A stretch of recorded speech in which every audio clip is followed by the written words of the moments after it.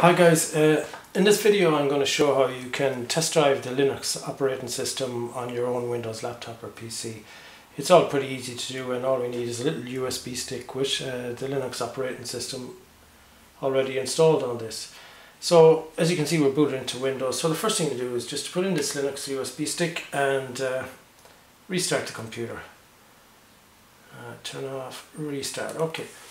And what happens is that normally when Windows starts it looks on the laptop itself, on the hard drive in here, and it finds the Windows operating system and it boots into that. But what's going to happen now when Windows does eventually shut down, because this machine is a bit sluggish, is that it's going to look at this USB stick here and it's going to find the Linux operating system, and it's going to boot Linux from the USB stick onto this laptop. Now, one of the reasons I'm doing this here is that this laptop is 7 or 8 years old, and the owner of it has noticed that it's running a bit sluggish and all that, and he thought that he may upgrade to Windows 8.1 or whatever the newest version is. As you can see, Linux Mint is actually starting up on this laptop, but the owner had considered upgrading to Windows 8.1, and then he decided against it because this laptop does not meet the minimum standard for 8.1, so it actually won't even run 8.1.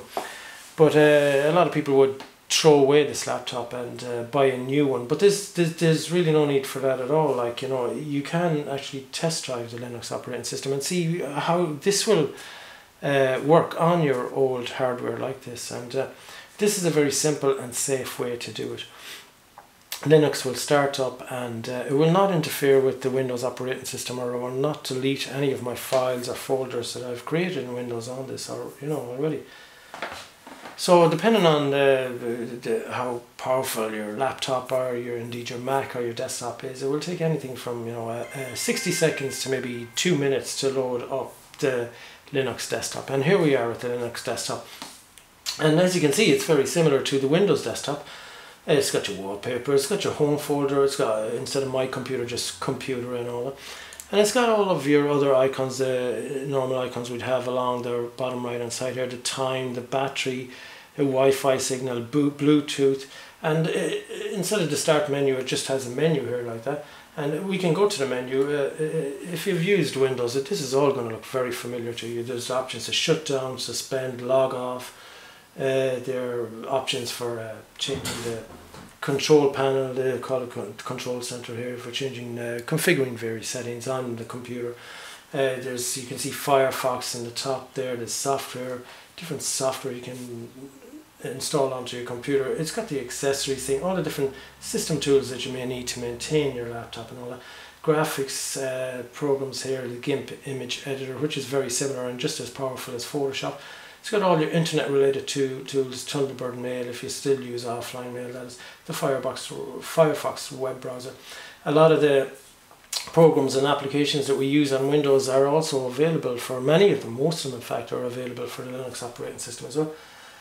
Now the user of this particular laptop does a lot of maybe surfing the net, but he also does a lot of typing in Microsoft Word.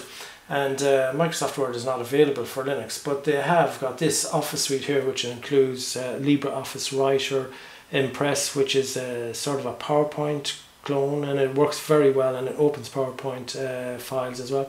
It's got LibreOffice Calc. I think that's like an Excel worksheet, works very well as well. But the one I suppose that most of us are familiar with is the text editor. It's Word in Windows, it's Writer in Linux, and as you can see, it has got everything that Word has. Excuse my writing, it's terrible, isn't it?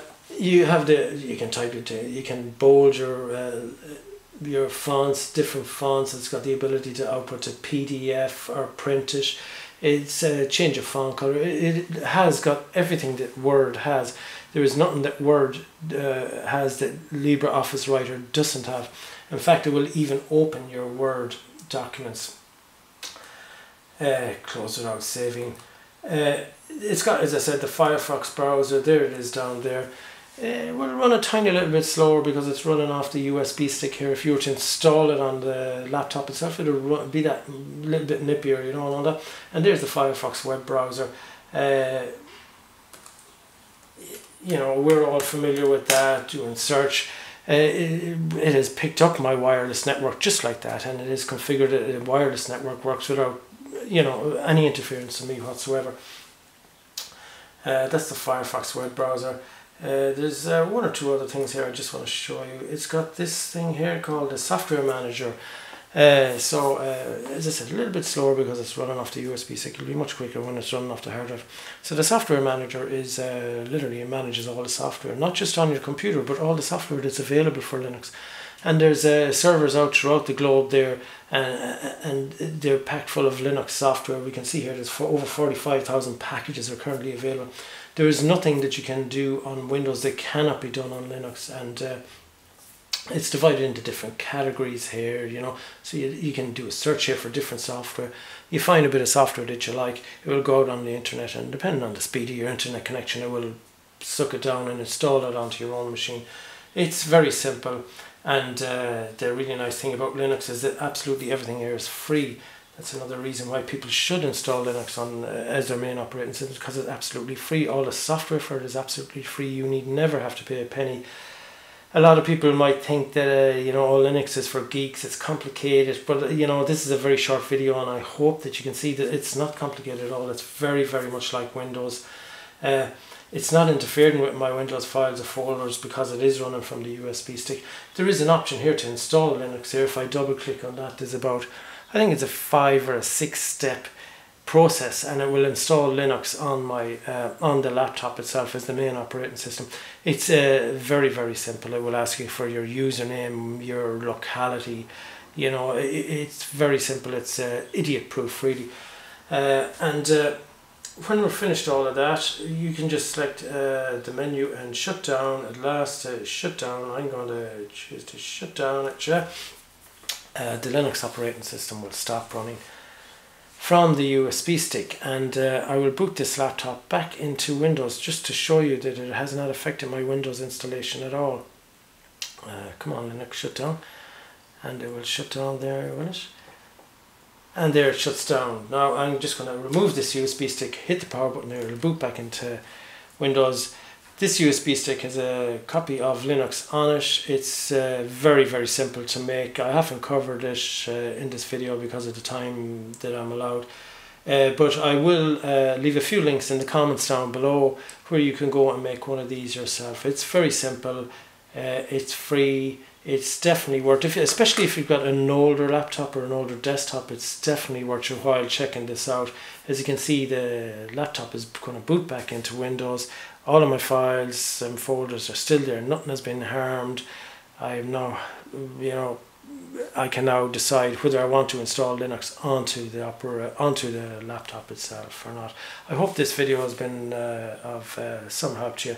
If you have any queries or questions, be sure to ask in the comments down below, and I'll get back to you then. Right. Okay, thanks for watching. Bye.